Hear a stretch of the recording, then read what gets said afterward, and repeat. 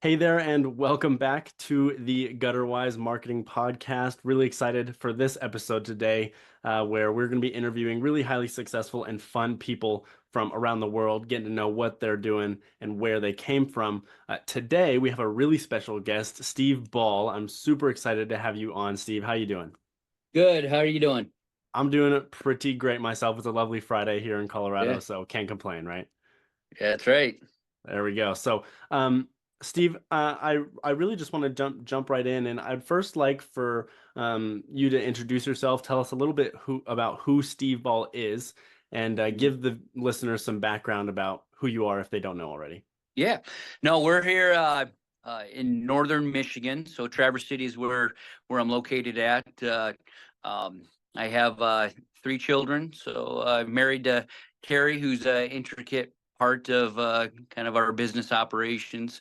I've been married actually today 21 years. So Hmm. Congratulations. yeah, I got going pretty young. So like I said, I have three kids now. They're all teenagers. So I guess other than business, we enjoy the outdoors. I have a hunger to succeed and to just see it all. So that's never really lost me. So um, Wonderful. now I'm 44, so getting a little older now. But like I said, it's probably your age is when I kind of had that ambition and started this thing called business. So Awesome. That's awesome. yeah. Good to hear. Good to hear that you got started young, just like some of us have. Yeah. Awesome, man. Well, I'd first like to dive a little bit more into your background, kind of what led you into the trades and what were you doing beforehand? Because I know we talked about that a little bit, and I'd love for Mhm. you to dive into that. Yeah, I kind of got a unique story. It's kind of fun. Since I was a child, I grew up in a small town, very collar. My dad worked hard, at a manufacturing plant. So we just kind of grew up and, had a good upbringing and just kind of taught me the power of work ethic. So I contribute a lot of that to him and kind of how we were raised. So early on, I wanted to get into something that, I could use, I guess, use my hands more of a hands-on kind of guy. So I got into firefighting actually. So I started as just a little guy. Started joined the local volunteer fire department. So I kind of got a feel for it. I went to college and actually got a degree in fire science at Lake Superior State University in Michigan here, and I got my paramedic license. So that was kind of my push off into career. So I got hired in Traverse City Fire Department in uh, '02, and that's when I started. And that's kind of part of the unique story of me is, I was only 22 when I got into that field, and I was dealing with kind of life and death situations and just some real crazy stuff at such a young age. So uh, I contribute that to give me just a real good perspective on life, and then eventually even business. So, I did that for a few years, and then I kind of was interested in this thing called business. So I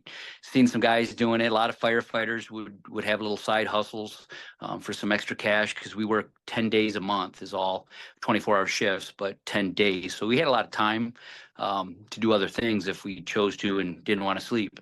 And so I hooked into a guy that did gutters on the side. He was an ex-Detroit fireman and lived in the area, and he would just have us just kind of hang gutter. We would just hold it while he did all the work. It was very, very small, not even a real business per se, but he was meticulous, taught me a lot. And that's kind of what got me really intrigued about this. And then he ended up passing away from cancer. But when that happened, it gave me an opportunity to get his old machine and some of the just some stock and a couple jobs. So we kind of figured it out. That was right when the internet was becoming a thing. So I became a Google expert overnight and figured I needed to learn everything I could about gutter. And I hooked into a guy that's south of us that was, at the time the still really is one of the gutter gurus of the industry, and that's Tony Cobb. You may know him. So he's a Yep. great Shout out guy. Tony Cobb. I actually recorded an Yep. episode with him not too long ago. Yeah, he's still going strong, and I love the guy. He really, we weren't competition, and he really took me under his wing and kind of showed me the business end of gutters and what it can be, and helped us out setting up just everything from invoicing to just how to even do gutter. In a lot of cases. So from that, I took that and just ran with it. I was just, I mean, I'd get off the fire department. In the morning, I'd grab a couple guys and we'd go hang gutter all day, and then I'd put a headlight on and estimate all night, till 10 at night, and then wake up and do it again. So it was pretty grueling for a while, but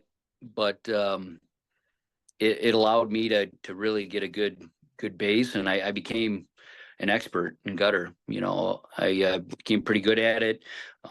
Got into all kinds of crazy gutter work as far as copper and just some real intricate stuff. So that kind of helped out. And in our area, it's growing a lot. So a lot of contractor work, and just had a reputation. I mean, part of the fire service taught me to, like I said, the stress of that with business wasn't as big of a deal to me, because hey, I mean, we can deal with it, right? Like, I can figure it out. We can offer to come fix something if we didn't do something right, or at the end of the day, we just want to make customers happy. So I to this day, we still try to make everyone happy, as much as we possibly can.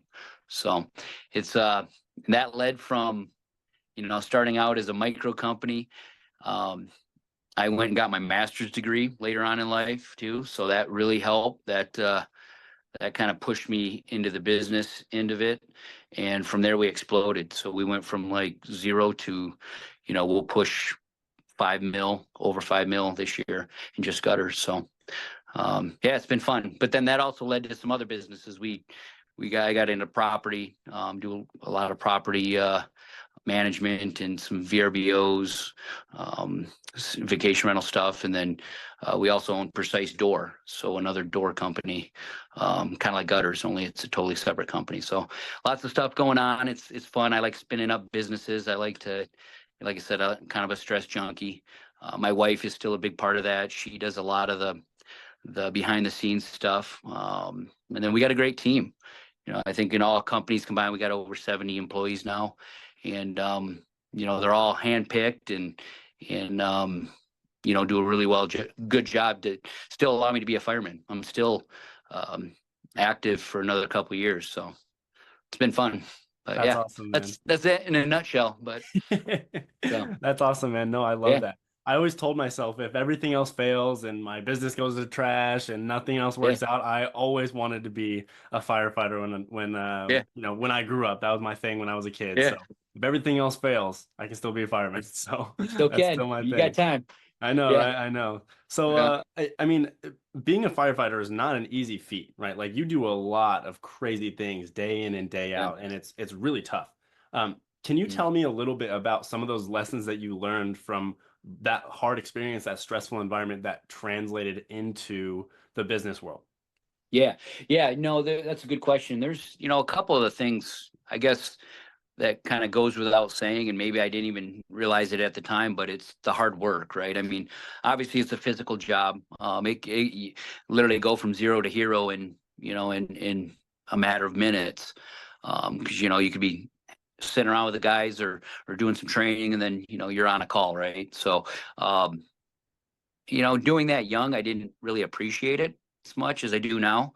Um, and now being 44, and now I'm a captain, so it's a little easier, but it's still grueling. It's physical, but it's also mental. A lot of it's just the mental toughness to be able to deal with some. I mean, you're seeing people at their very, very worst, and so I kind of took that, and dealing with those environments, and if you apply that to business, I mean, hey, well, your your gutters aren't working properly. We can fix that, right? Or maybe we didn't do something quite right. I can fix that. To me, it was pretty easy to just try to make things right. So I think that's kind of a big part of it, and that's kind of how I treat it to this day. We try to do our very best, and I don't sweat the small things. We just fix it. If somebody doesn't like something, we fix it and don't charge them. And I think from that model, it's really allowed us to grow rapidly, and gave us a good reputation too. So we we don't always do things perfect, but when we don't, everyone around here knows that we're gonna fix it. We're gonna go, do what it needs. So that's probably the biggest lesson I learned is just dealing with those stressful environments, and business at this point, a lot of it can be employee based, dealing with employees, finding employees, the right employees. So that can be certainly challenging, but yeah, the fire service kind of it's. I always say it's same circus, different clowns, right? I mean, it's all the same. It's just a different way of looking at it. So it's For sure. been it's been good, but That's awesome. No, I think that's great. I like how you said, you don't really sweat the small stuff because yeah, in comparison to some of those other things that you've dealt yeah, with, it really is small stuff, right? Like, it's yeah, not life or death. It's like, okay, this is a fixable problem. right. So and has would you say that that added level of stress, that kind of huge bump in work ethic and stressful situations and high level situations that you were put in at such a young age, would you say that that was one of the biggest, or at least one of the most important things that kind of was allowed you to kind of push through some of that tough times in business? Because I know a lot of times today people freak out over the small stuff Oh in yeah, business. I mean, I'm guilty of it yeah, too, right? yeah, Like having to, oh my gosh, my landing page isn't converting, or like, oh, I messed up that phone call, or whatever, right? Like you freak out yeah, about it. So do you think that, you were able to kind of push a lot of that aside and just laser focus on what yeah, was important because you yeah. had that experience? 100%. And like I said, it wasn't even like on purpose. Not like I consciously thought of that, but not even to this day, nothing surprised. I mean, you can't, I don't sweat any of it because it's to me, it's a, it's kind of like a game, right? I mean, we have goals. I try to, I'm very competitive, very, um, have a very willing, a big willingness to succeed. And, in order to do that, to have that, you have to be able to not sweat the small things, right? We have problems like you have or any other person that's in business, but it's how we push through those, right? And how we deal with them. And you're right. That's exactly. I learned that from a early age, not even knowing it, but everything seemed relative to me. Because I was dealing with stuff that it's very difficult to deal with some of that at such a young age, and I don't know if the newer generations. It's hard to find that still. So that's another big thing is with a little bit of effort, we can pretty much um, handle any it's not real competitive because we do put in that effort, I should say. It's hard to scale, and especially in gutters. One of the hardest things of gutters, like I said, I've been in a couple different business ventures now, and gutters is very difficult to scale. There's a lot of moving parts. You're manufacturing items. The labor's tough. It's not like you can pay huge wages to do it, and it's difficult work, right? So you have to have people that are physically fit to do this. Weather can be an issue, especially where we live. Um, we work year round. I don't ever lay anyone off. To keep everyone moving takes a lot of effort. But Yeah, no doubt, especially with that seasonality. I mean, Michigan is yeah, huge. I mean, that can be a huge problem for you guys in Michigan because you guys get yeah, just ladled with snow. we And I do. think it's really impressive that you don't have that kind of layoff period that a lot of people do have. Mhm. Um, I wanted to dive into the first couple of years. I don't think we've mentioned it yet, but Michigan Gutters is the main um, the main gutter company that you do run, correct?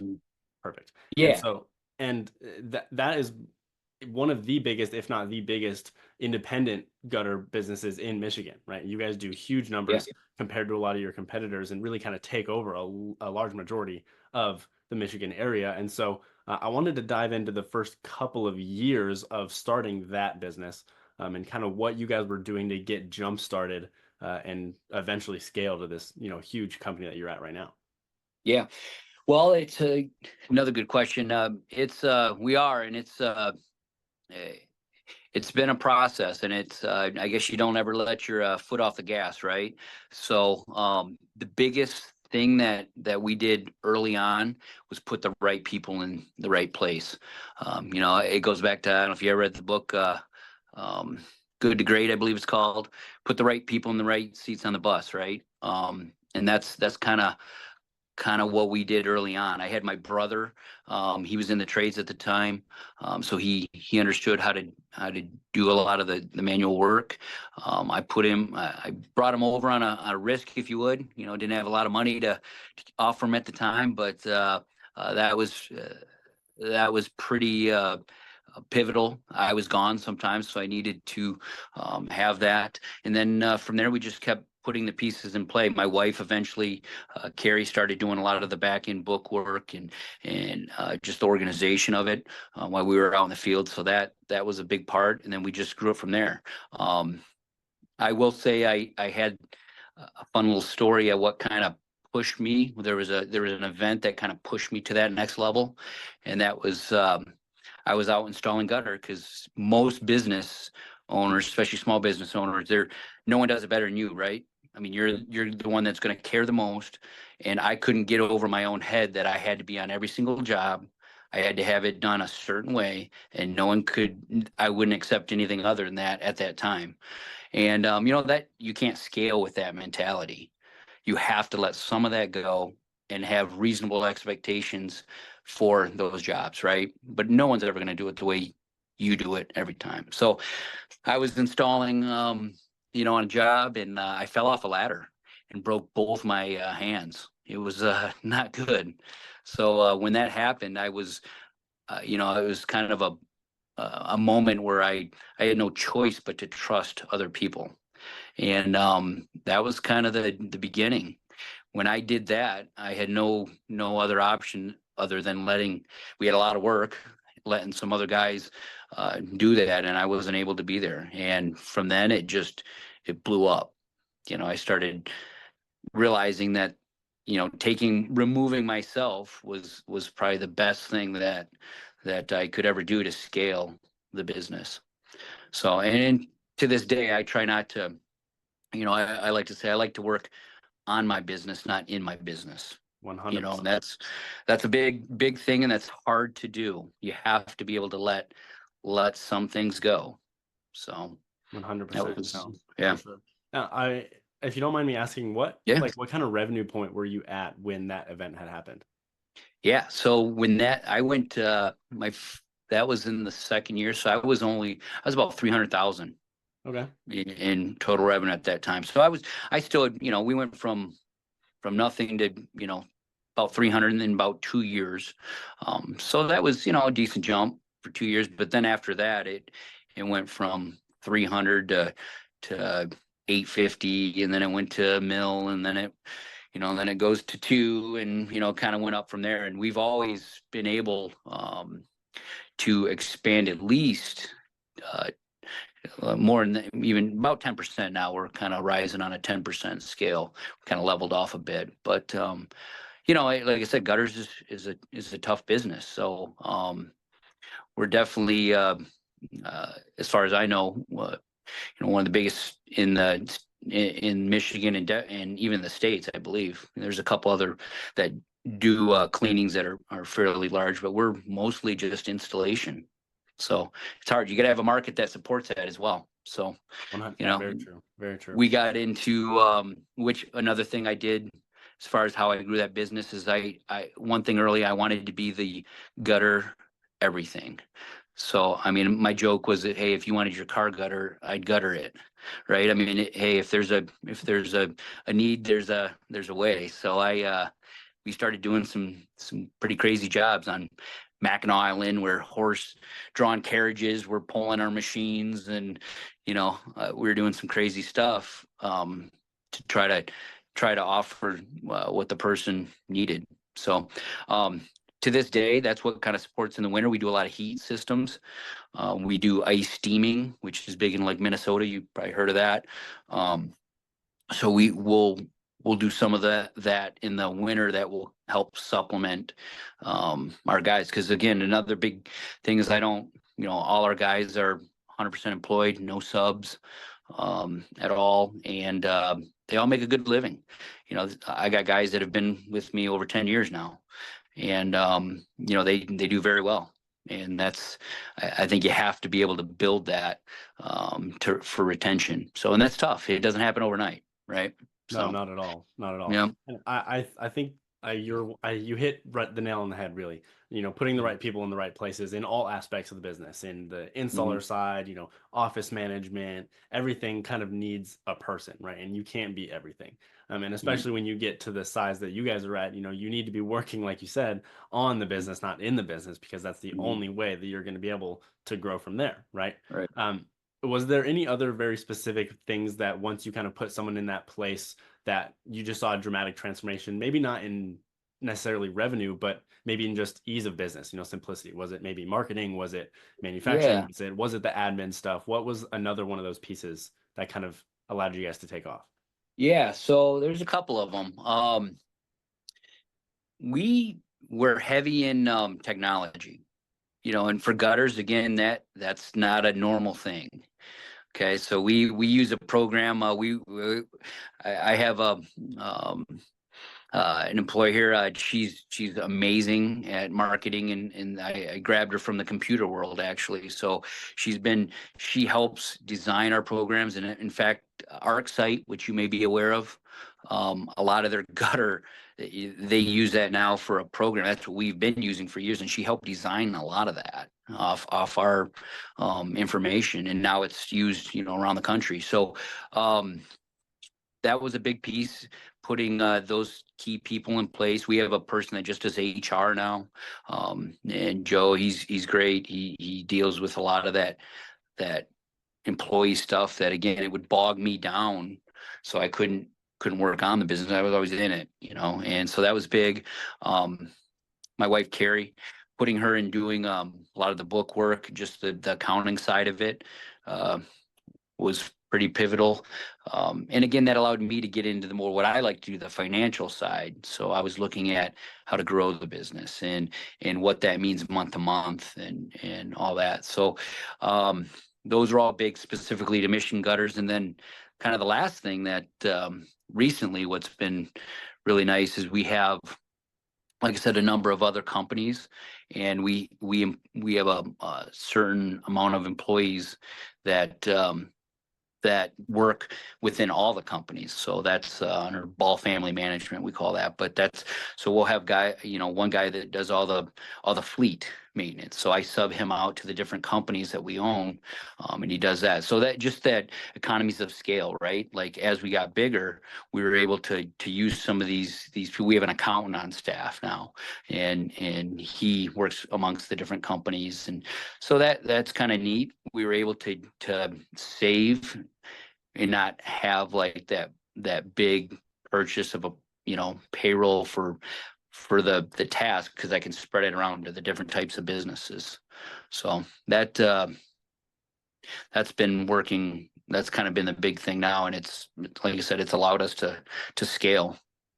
For sure, 100%. I can that yeah, 100%. Um, Mhm. so when you were starting to kind of scale rapidly, right? You had that Mhm. that period of time where you just started to really get up there, breaking the million, breaking the two, the three, the four. Mhm. What were some of the biggest challenges at each stage? Obviously, Yeah. someone who's at 500,000 looking to get to a Yeah. million is going to go through a lot more different problems than someone who's at Yeah. 4.5 looking to get to seven, right? Like what's the Yep. difference in challenge between Yeah. levels?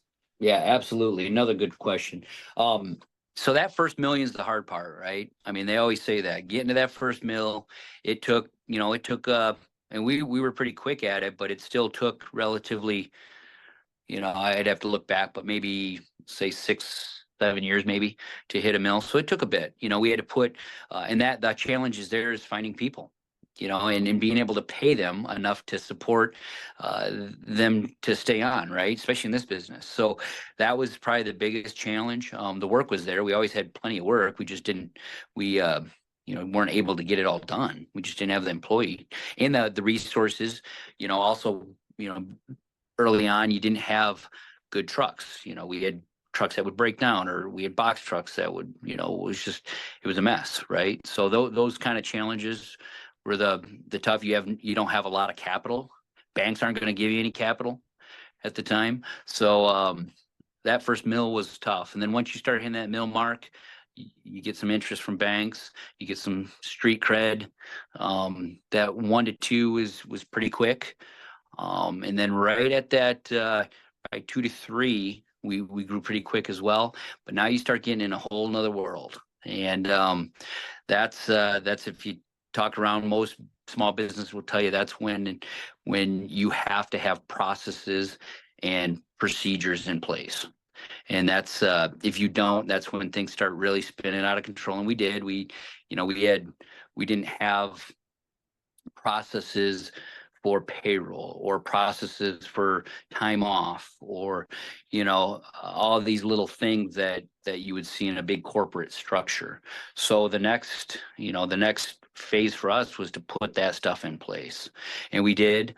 And that brought us, once we started doing that, it brought us up to the point we are now. And now that this is another little plateau, if you will, and now we're entering in a stage where, I mean, $5 million in our area is a good chunk. So now we have to look beyond that, and how we can get more revenue, even, and expand, right? And that could be through acquisitions. We started another company called gutterparts.com. So we'll be distributing material, which also helps feed the machine, because we also can it brings more, if you have a small guy that's in, a certain area, and he's buying through you, you're supplying him, but then he finds a job that he just can't handle, right? He doesn't have a copper or a half round machine or an 8-inch machine. We do. So a lot of that's going on now, where another kind of a thing with me is I never, very competitive, but I also I never was one to turn away other gutter guys, right? I mean, I'd rather work with you than against you in a lot of cases, right? So if that means helping you out on a certain job, or whatnot, or supplying you some material, we do that to this day. So I got real good relationships with a lot of the gutter guys around the state. So That's awesome. Yeah, really, yeah, building those relationships is a huge part to, especially when you get to that size that you're at. yeah, You want to make sure you know the right people, and the right people know you too, right? right. Awesome. Yep, Yeah. absolutely. So I want to fast forward a little bit to today, and kind of Mhm. what you guys are doing now at the size that you're at. So in terms of marketing, I want to start there. In terms of Mhm. marketing, what does that look like for you guys today? Yeah, so coming from a true marketing guy, right? So that's Right, right. yeah. Now, No, obviously, I'm going to that's ask that question. yeah. No, that is that's probably where we're at this day. Is the challenge is to, again, acquire more business, try to feed that machine, get more. So our marketing in the past up to this point has been, we'll call it lazy. I Okay. haven't had to do a whole lot. Like I said, we used um, a lot of word of mouth, a lot of contractors I focus on. So we do, few hundred contractors that supply us. And then a lot of ours is Google. We do a lot of like keywords, those type of things. Gets us, we rank pretty high in Google. Like I said, I have an in-house, a resident nerd in-house, so she's awesome at kind of keeping an eye on that, making sure we rank where we need to rank. Um, and other than that, though, I don't do a whole lot of other marketing.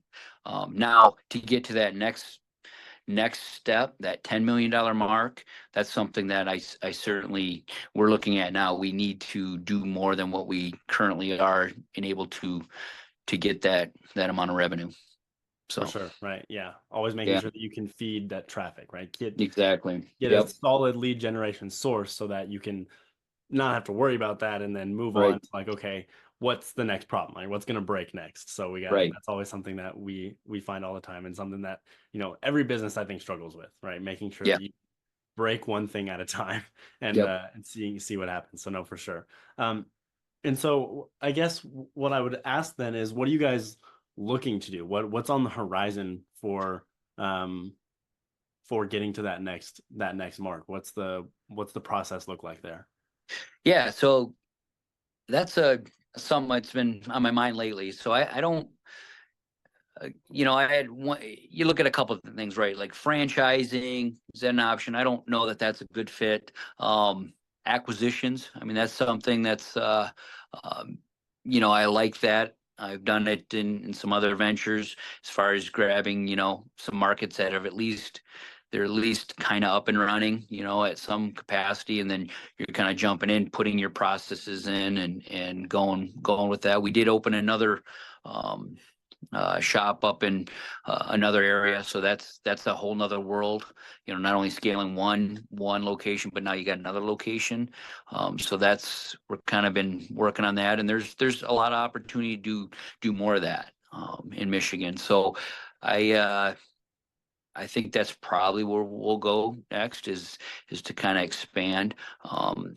Again, I'm still kind of, I like to try before you buy totally. So, kind of feeling it out. There's some, we're traveling a fair amount now to where it's starting to make sense to open up some other shops, or at least acquire and do some acquisitions.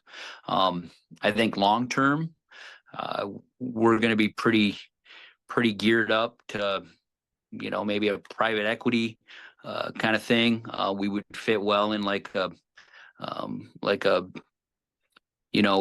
once a couple of these companies that will grab a lot of these home improvement companies that are nichey, like gutters, and then kind of gobble them up, make them one big um, business.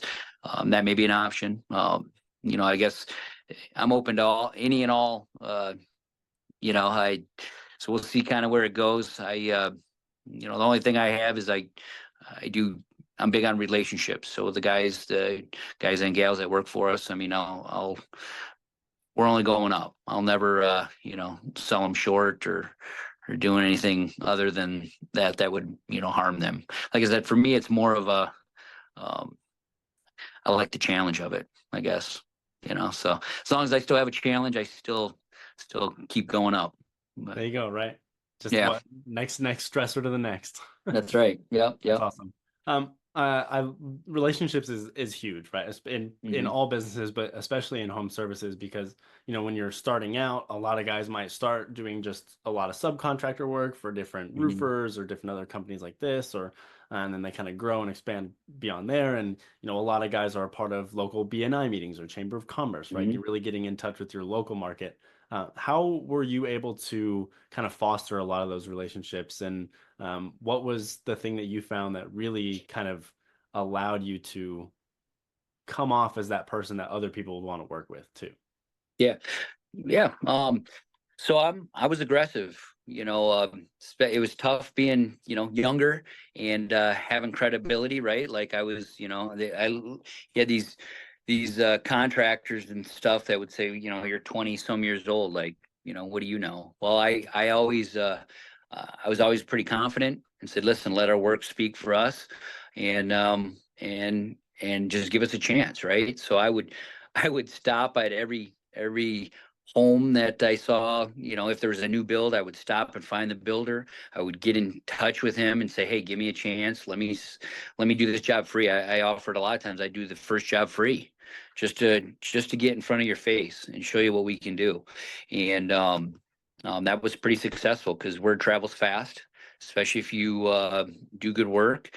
And to this day, I got guys that will just still call me personally, um, that will want a job done, which at this point, I got to push it on to, the office to handle. But I guess it's those relationships that we acquired, years and years ago that are important. They know that we're going to take care of it, and that's what we've proven over time. But, another little funny or fun thing is, years ago, there was a program called Rehab Addict, Nicole Curtis. I'm sure you're Hmm. familiar with Yep. that. Yep. So, we that was downstate. She was doing some work, and I knew that. So I made the drive down there, and I found the place and went up there and asked to do their gutters for free.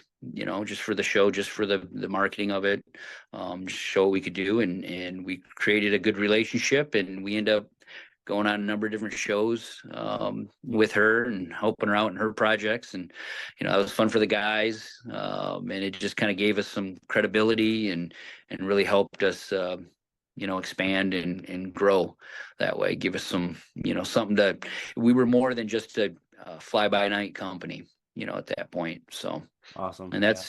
yeah, to this day, I still like doing fun stuff like that. So, As seen on TV, right? yeah, right. That's cool. That's cool. But That's something yeah, new. I've never heard of anyone kind of doing that. That's smart though. yeah, Getting on yeah, some like rehab show or all those yeah, like fixer upper shows. That's smart. I yeah, never thought about that. yeah. That's really smart.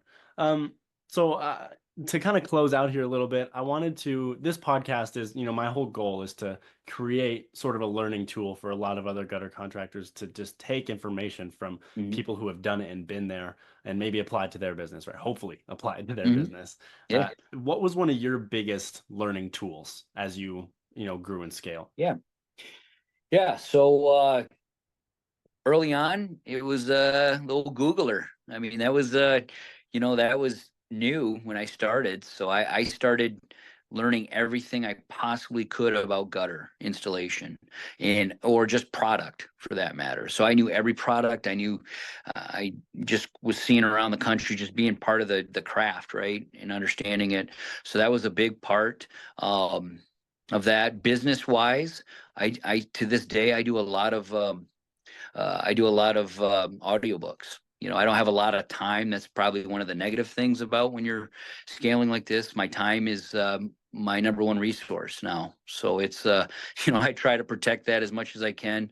Um, I'm a pretty personable guy, so I love giving time, but it's just, you don't have, when you're sticking and moving, there's not a lot to give. So I'm pretty cautious of that. I do a lot of audiobooks. I read where others are doing it well, and that could be to other trades in a lot of cases. I'm a big fan of like Tommy Mello with garage doors and guys that have really, really, scaled their businesses and their crafts. So um, I would say being a perpetual student, of the trade. So I mean, every day there's something different and you're always learning. So that's Exactly. probably, Never stop learning, especially in business, right? yep. Never stop learning. Yeah. That's awesome. And I'll tell you another little thing that helped me was getting my master's degree later in life, not at 20 something when I barely knew what business was.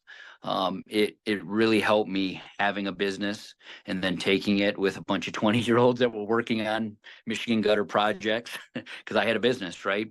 So-called business, but we didn't, it really helped put like that financial knowledge to use right away. And I really, really became you know, I love finance now. I just love it. In working with the numbers and tweaking them. So that was pretty pivotal for me getting that later in life and then being able to apply it to something.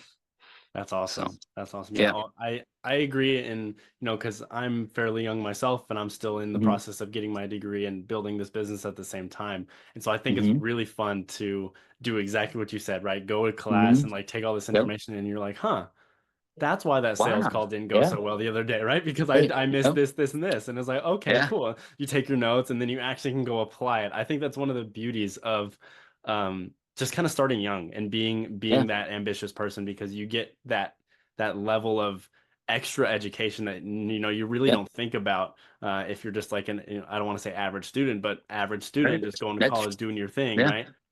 Yep. I get to apply a lot of what I learn immediately, right? Like I get out of Yeah. class, I'm like, okay, cool. I got a call today. Let's see how this goes, and Yep. then see Yep. see what happens. So I love that. I think that's a very true statement from your end as well. Yeah. Well, is there any last tips, tricks that you want to leave for anyone listening today Yeah. before we You wrap up? know, yeah. I guess the other thing I was just thinking about, you had some great questions, but early on, it probably goes without saying, but keep your nose clean. That was another thing that being in the fire service. I mean, make sure that there's so much drama out there, and you can get yourself into trouble. And for me, it was like I said, I got married early, and we had no choice but to make it. Right. I mean, I was living on a fireman's wage, which isn't like you're not breaking the bank there. So we had no choice but to make it. So and part of that was just staying out of the fray. Making sure you're not getting in trouble. Getting caught. Drinking, driving, all that stuff. I mean, you start one little blip, and that could really, it really can ruin your plans. So that was another thing, and then just always seeking the knowledge where to go to. Like there's always somebody doing it well or have dealt with the problem. So just I think that's probably the biggest tip is, you know when you have a problem, find the answer, find the person that has the answer. So Yeah, 100% yeah. agree. That's definitely something that has definitely helped me in my business, and Hmm. it's kind of a theme along these podcasts, right? There's always someone out there that's done it, but Yeah. before you, better than you, or is Yep. doing it as you're doing it too. So there's always people out there that you can reach out to for sure. So if maybe someone wants to reach out to you, or if maybe they have Yeah. questions for you, what's the best way for them to do so if they might be struggling with something? Yeah, I love it. I do. Actually, I find a lot of enjoyment helping others now too, like yourself, young folks that are getting into business, any kind of business. I love meeting, talking about it. Even maybe discussing their struggles and maybe something we went through as well. But I'm always available. Probably, you can hit us up at any of our businesses through our websites. They'll get it to me directly, or my email, which would be Steve, Steve, at Michigan Gutters, all spelled out, .net. I'm more than happy to help out in any which way. I'll be going to GutterCon. That's been a big thing, been fun. So probably see you there this year. But Hopefully, right? I'm trying to get yeah, out there. I'm trying to. yeah. But yeah, I'm always interested for a conversation. So Awesome. Awesome, man. no. Well, I really appreciate you coming on the podcast. It's been extremely valuable, and I know I'm going to go Mhm. back and take notes on this one for Yeah, sure. good. But Well, give me a call yeah, anytime, George. of So, course, of course. Well, I hope to yeah, see you soon, and maybe I'll catch you at GutterCon. And yeah. thank you for coming on, obviously. You're welcome. Take care. You Good too. luck to you. Yep.